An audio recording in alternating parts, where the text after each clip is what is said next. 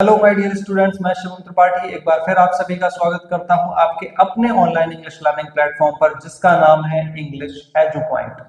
तो dear students, जैसा कि आपको पता है कि हम टेंस पर सीरीज बना रहे हैं। टेंस के टॉपिक को पार्ट बाय पार्ट सेपरेटली हर सब टाइप के बारे में वीडियो बनाते हुए पूरा टेंस कवर करने जा रहे हैं। तो उसी क्रम में आज हम जो आपके लिए टॉपिक लेकर के आए हैं, वो जो नेक्स्ट सब टाइप है जिस पर आज का टॉपिक बेस्ड होने वाला है, वो टॉपिक है आज का प्रेजेंट परफेक्ट टेंस का। तो चलिए बिना किसी देरी के शुरू करते हैं आज का टॉपिक। तो आइए डियर स्टूडेंट्स, देखते हैं आज के सब टाइप को। सब टाइप का नाम है प्रेजेंट परफेक्ट टेंस। ये आपका प्रेजेंट टेंस की जो आपके चार टेंसेस होते हैं, चार टाइप्स होते हैं, उसमें ये तीसरे नंबर पर आता है present perfect tense. Present perfect tense का आइए देखते हैं यूज किस तरह से, कहाँ ये किस तरह से यूज किया जाता है, इसका कहां पर किया जाता है और क्या पहचान होती है। तो उसके लिए देखते हैं action that happened in the past but is connected to the present. Means कोई भी ऐसा काम, कोई भी ऐसी क्रिया जो कि आपकी हाल ही में रिसेंट पास्ट में हुई है, अभी हाल में घटित हुई है, लेकिन साथ ही साथ वो आपके प्रेजेंट से जुड़ी हुई है, यानी अभी भी वर्तमान काल से जुड़ी हुई है और घटना जस्ट अभी कुछ ही समय पहले वो घटित हुई है। तो ऐसी घटनाओं को, इस तरह की चीजों को आप यहां पर प्रेजेंट परफेक्ट टेंस में रखते हैं। एक बार फिर से देख लीजिए, action that happened in the past but is connected to the present. Means कोई भी ऐसी घटना जो घटित हो चुकी है अभी हाल ही में और उसका अभी भी प्रेजेंट से एक संबंध है, कनेक्टेड है, तो ऐसे सारे क्रियाओं को हम किस टेंस में दर्शाएंगे? प्रेजेंट परफेक्ट टेंस के माध्यम से दर्शाएंगे। आइए इसका स्ट्रक्चर देख लेते हैं। स्ट्रक्चर जो है, सब्जेक्ट मीन्स कर्ता, जैसा कि आप हर बार जानते आ रहे हैं, यह आपका कर्ता मीन्स क्रिया करने वाला। ये आपकी हेल्पिंग वर्ब्स हो गई। हेल्पिंग वर्ब में एक है आपकी has oblique have. Oblique means अथवा, यानी या तो कहीं पर हैज लगेगी या कहीं पर आपकी हैव लगेगी। तो ये आपकी दो हेल्पिंग वर्ब्स हैं। इसके बाद वर्ब की थर्ड फॉर्म, वी मतलब वर्ब और वर्ब का मतलब आपकी क्रिया। तो जो क्रिया है आपकी, इस क्रिया का तीसरा फॉर्म यानी वर्ब की थर्ड जो फॉर्म होगी आपकी, वो यहां पर, इसको पास्ट पार्टिसिपल भी बोला जाता है, जिसको पास्ट पार्टिसिपल के नाम से जानते हैं। तो अभी हमने उसको यहां पर आपके सरल करने के लिए यहां पे इसको V3 करके लिख दिया। वर्ब की तीसरी फॉर्म, क्रिया का तीसरा रूप, प्लस ऑब्जेक्ट। ऑब्जेक्ट आप जानती हैं कि बाद में जो कोई क्रिया और कर्ता के साथ संबंधित कोई शब्द होते हैं जो एक्स्ट्रा यहां लिखे होते हैं, वो होते हैं। और उसके बाद यहाँ पर अदर वर्ड, अन्य शब्द अगर उसमें और कोई है तो वो यहाँ पर हम अदर वर्ड्स में ऐड करेंगे। अच्छा, आपको ये जो नियम समझ में आया तो अच्छी बात है, नहीं तो आपके लिए जो वही ओल्ड स्कूल रूल मैं बताता आता हूं हर बार, कि अगर आपको समझ में नहीं आता तो आप इससे एक बेसिक पहचान इसकी आप जो है इसकी अंडरस्टैंडिंग डेवलप कर सकते हैं कि किसी भी वाक्य के अंत में अगर चुका है, चुकी है या चुकी है आता है, तो ऐसे वाक्यों को आपको, ऐसे हिंदी के वाक्यों को आपको अंग्रेजी बनाने के दौरान किस नियम की जरूरत पड़ेगी? प्रेजेंट परफेक्ट टेंस वाले नियम की जरूरत पड़ेगी। कोई भी वाक्य होगा, अभी हम आपको जब उदाहरण बताएंगे तो आप देखेंगे कि हर वाक्य में कहीं ना कहीं चुका है, चुकी है या चुके हैं आता है। और किसी किसी वाक्य में नहीं भी आता है, चुका है या चुकी है या चुके हैं शायद आपको देखने को ना मिले, लेकिन फिर भी वो कहीं ना कहीं इस तरह के वाक्य, जैसे मैंने अपना गृह कार्य पूरा कर लिया है। अब इसको आप इस तरह से भी बोल सकते हैं कि मैं अपना गृह कार्य पूरा कर चुका हूं, और ऐसे आप इस तरह से भी बोल सकते हैं कि मैंने अपना गृह कार्य यानी होमवर्क पूरा कर लिया है। तो अब देखिए यहाँ पे लिया है, यानी कि इस तरह से भी आप, मैंने खाना खा लिया है, मैं खाना खा चुका हूं। तो इस तरह से मेहमान चले गए हैं, मेहमान जा चुके हैं, तो दोनों ही प्रकार का आपका जो वाक्य है वो दर्शाता है प्रेजेंट परफेक्ट टेंस को, यानी कोई भी घटना जो हाल ही में घटित हुई है जिसका वर्तमान से अभी जोड़ संबंध है, कनेक्शन है, तो ऐसे वाक्यों को हम प्रेजेंट परफेक्ट टेंस में रखते हैं। और एक बेसिक पहचान के लिए कि अधिकांश आपको वाक्य के अंत में चुका है, चुकी है या चुके हैं इस तरह से मिल सकता है। अब इसका हम ये नियम नियम के बाद अब हम इसके ये जो आपके सब्जेक्ट्स की पहचान है कि आपको किसके साथ कौन सी हेल्पिंग वर्ब लगानी है, तो आज एक बार फिर से इसको देख लेते हैं यहाँ पर कि अगर आपका सब्जेक्ट में आई यानी काम करने वाला व्यक्ति अगर आई, वी, यू, दे अथवा प्लूरल नाउंस मतलब बहुवचन संख्या, बहुवचन संज्ञा, तो इस तरह के अगर आपके कोई भी सब्जेक्ट आपको इनमें से कोई दिखाई देता है यहां पर रखा हुआ, यानी कर्ता अगर आपको इनमें से कोई दिखता है, तो आपको जो हेल्पिंग वर्ब लगानी है वो है हैव। कौन सी हेल्पिंग वर्ब लगेगी आपकी? हैव। उसी तरह से अगर आपको सब्जेक्ट के रूप में ही अथवा शी अथवा इट अथवा सिंगुलर नाउंस मिलते हैं, सिंगुलर नाउंस मींस एक वचन संज्ञा मिलती है, तो आपकी जो हेल्पिंग वर्ब इनके साथ लगेगी वो लगेगी हैज, HAS, ये वाली आपकी हेल्पिंग वर्ब लगेगी। तो एक वचन संज्ञा के लिए या ही शी इट के लिए हैज, IUV दे अथवा बहुवचन संज्ञा के लिए हैव, इसका आपको विशेष ध्यान रखना होता है। अब इसके बाद अगर आपने ये समझ लिया, इसका नियम समझ लिया, इसका ये परिभाषा समझ ली कि इसका कहाँ प्रयोग करते हैं, इससे क्या आशय निकलता है इस प्रेजेंट परफेक्ट टेंस में, यानी कि इसमें किस प्रकार के वाक्य आते हैं, तो अब आइए हम एग्जाम्पल्स पे चलते हैं। और एग्जाम्पल से आपको बहुत अच्छे से ये क्लियर हो जाएगा, स्पष्ट हो जाएगा कि किस तरह के वाक्य प्रेजेंट परफेक्ट टेंस के अंतर्गत बनाए जाते हैं। तो पहला वाक्य देखते हैं हम, I have finished my homework.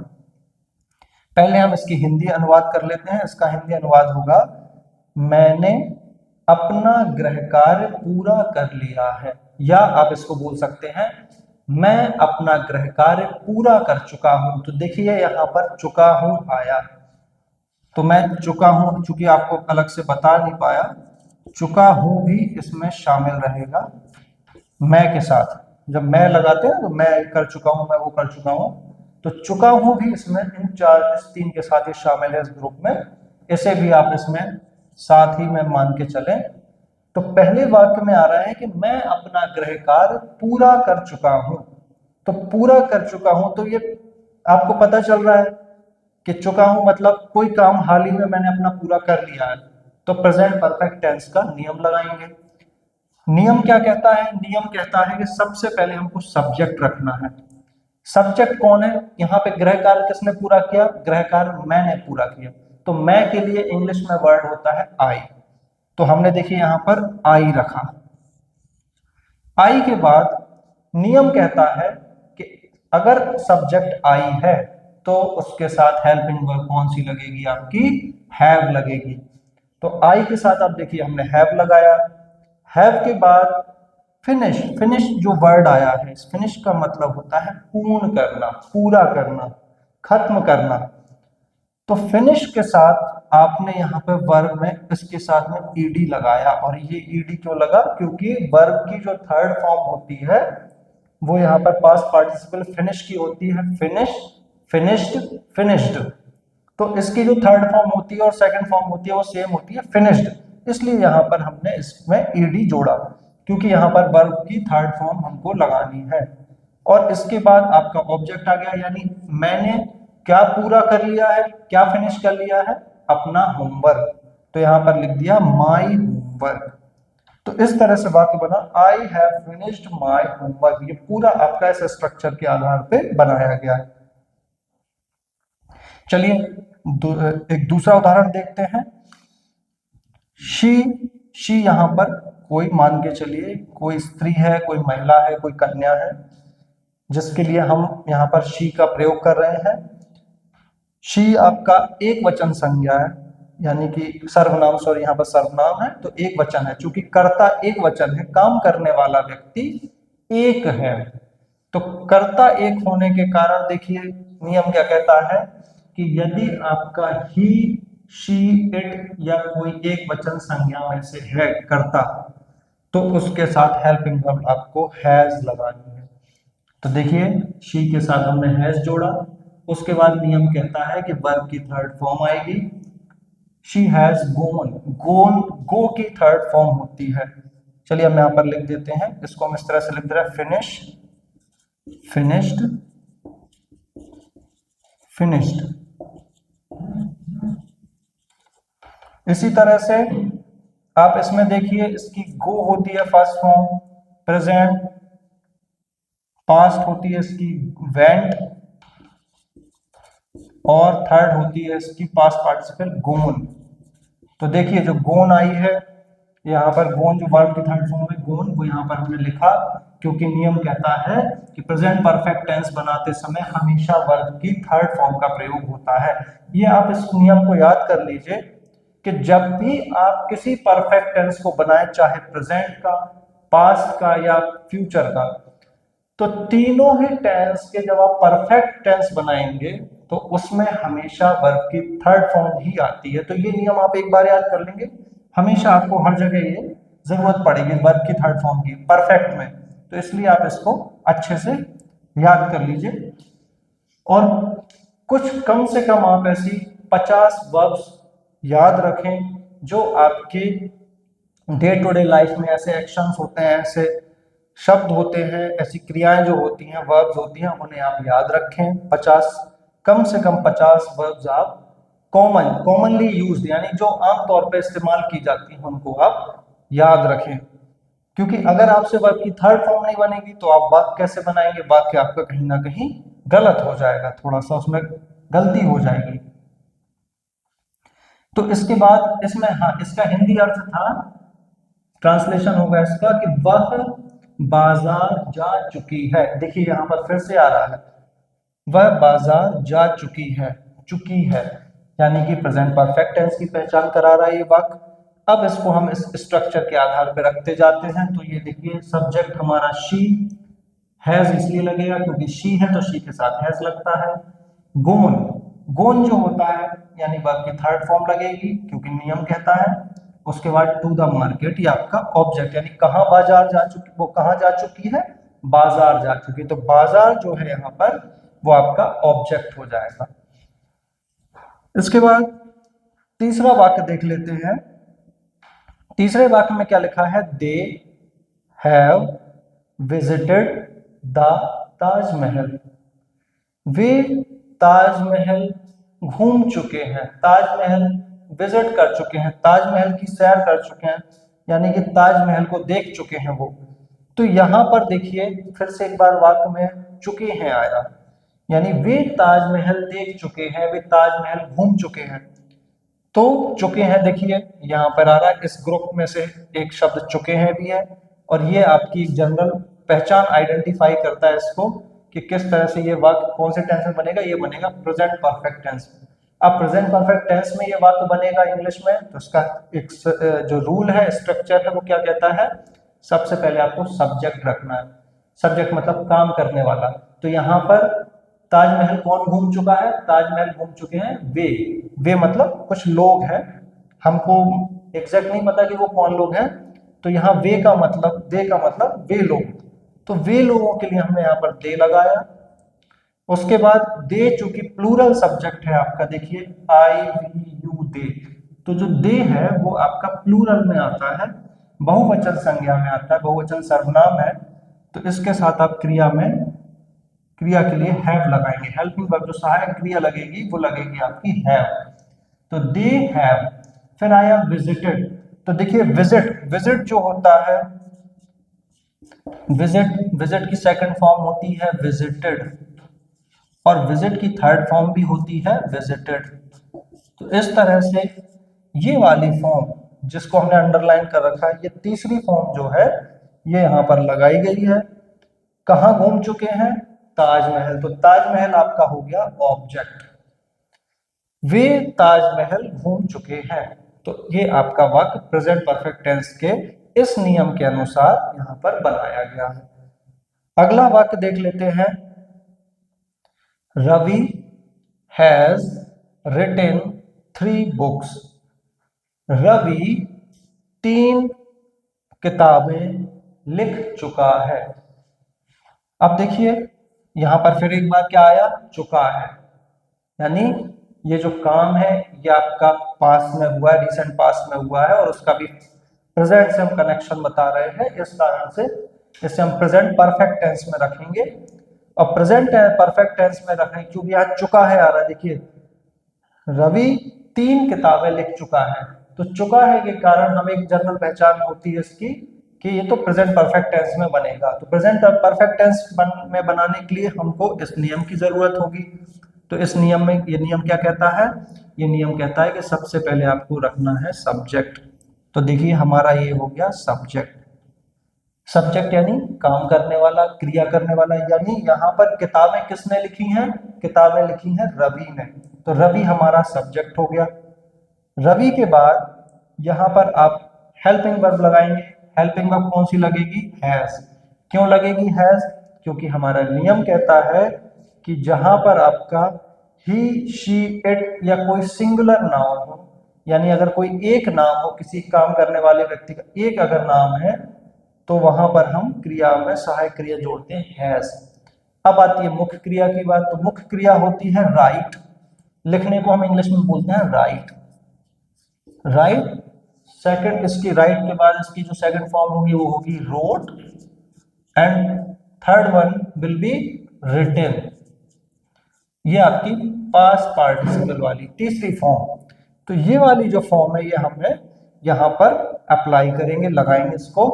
तो बन जाएगा रवि हैज रिटन। देखिए वर्ब की थर्ड फॉर्म आ गई रिटन। इसके बाद क्या लिखी है उसने? उसने क्या लिखी है? 3 किताबें। तो जो आपका ऑब्जेक्ट है वो हो जाएगा 3 बुक्स। इस तरह से बन गया है रवि 3 किताबें लिख चुका है। चलिए एक आखिरी उदाहरण और देख लेते हैं। We have watched this movie. अब इसका हिंदी अनुवाद क्या करेंगे? हम देख चुके हैं यह मूवी, यानी हम ये मूवी देख चुके हैं, या हम यह मूवी देख चुके हैं, हम ये फिल्म देख चुके हैं। तो अब यहां पर देखिए फिर से एक बार आया है चुके हैं। तो चुके हैं आपको क्या इंडिकेट कर रहा है? ये शब्द बता रहा है कि आपका वाक्य किस टेंस में बनेगा? प्रेजेंट परफेक्ट टेंस में बनेगा। अब जब प्रेजेंट परफेक्ट टेंस में बनेगा तो हम रूल भी प्रेजेंट परफेक्ट टेंस वाला लगाएंगे। रूल क्या कहता है? फिर से भाई अब हम इसी रूल के अकॉर्डिंग चलते जाएंगे। रूल कह रहा है कि सबसे पहले हम सब्जेक्ट रखेंगे। तो सब्जेक्ट हमारा क्या है? वी। वी मतलब हम। अब आपको पता होना चाहिए, यहां पे लिखा हुआ है कि वी जो आपका सब्जेक्ट है इसके साथ कौन सी हेल्पिंग वर्ब लगती है? हैव। तो यहां पे बनेगा वी हैव। फिर इसके बाद वर्ब की थर्ड फॉर्म। फर्स्ट फॉर्म कौन सी होगी? यहाँ देखने को बोलते हैं वॉच। मूवी देखने के लिए हम इस्तेमाल करते हैं वॉच का, यानी वॉच मतलब यहाँ पर देखना। तो वॉच की सेकंड फॉर्म बनेगी वॉच्ड, और वॉच्ड के बाद थर्ड फॉर्म भी इसकी जो बनेगी वो भी बनेगी वॉच्ड। काफी सारी ऐसी क्रियाएं हैं जो कि ईडी लगा करके बन जाती हैं। तो इस तरह की क्रियाएं भी आप अच्छी काफी सारी याद करके रखें। थोड़ा सा लाइट चली जाने की वजह से, पावर कट की वजह से यहाँ पर एकदम ब्लैक होने के कारण आपको देखने में थोड़ा सा दिक्कत आ रही होगी, क्योंकि हमारा ये टॉपिक लगभग समाप्ति की ओर है, पूरा हो चुका है, लगभग पूरा हो गया है। तो इस कारण से अब हम इसको यहीं पे रैप अप करते हैं। और ये आखिरी जो आपका सेंटेंस रह गया था, we have watched this movie, यानी हम इस मूवी को देख चुके हैं। तो इसमें भी आपने वर्ब की थर्ड फॉर्म लगाई थी और वर्ब की थर्ड फॉर्म लगाने के बाद ये आपका ऑब्जेक्ट है। तो ऑब्जेक्ट जो है आपका वो ये हमने यहाँ पर रखा हुआ था, ये ऑब्जेक्ट हो गया। इस तरह से आपके कुछ उदाहरण की मदद से आपने देखा कि किस तरह से हम प्रेजेंट परफेक्ट टेंस के वाक्य बनाते हैं या हिंदी के वाक्यों को किस प्रकार से ट्रांसलेट करते हैं इंग्लिश में इस प्रेजेंट परफेक्ट टेंस के रूल की मदद से। तो आशा करता हूं कि आप सभी को ये अच्छे से समझ में आ गया होगा, और इसी के साथ आज का ये हम यहाँ पर टॉपिक फिनिश करते हैं, कंक्लूड करते हैं, और आगे एक फिर नए सब टाइप के साथ मैं आपके सामने हाजिर होऊंगा। तब तक के लिए पढ़ते रहिए, सीखते रहिए, ऐसे ही आगे बढ़ते रहिए, और गुड बाय, टेक केयर।